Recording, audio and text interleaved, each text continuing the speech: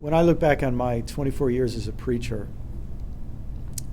I can't remember many of my sermons, and I'm amazed that if my people, the people I preach to, can.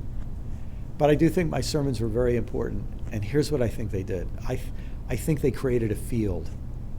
So if you sort of imagine a preacher being a magnet, and you picture all of these little iron filings, and you put the magnet into the iron filings, and it creates a field, and certain things can happen in that field. If you want a less mechanistic analogy, you could say that preaching creates an environment for an ecosystem to flourish.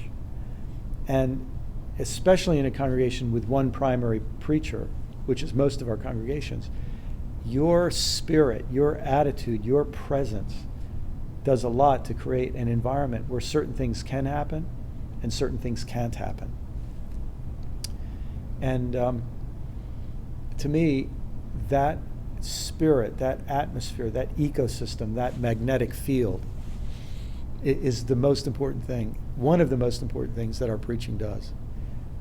It creates an environment where, for example, people can either feel safe to disagree or unsafe to disagree, where people can feel safe to ask a question or unsafe to ask a question, where people can feel safe to say, I agree with you, but what about this, or unsafe to do that. Where people feel, wow, that sermon inspired me. As I was listening, I felt like God was calling me to do something. Here's what it is. Or whether it just, no, that sermon just put me in the back of my seat, listening, submitting, complying, or even surviving, trying to make it to the end.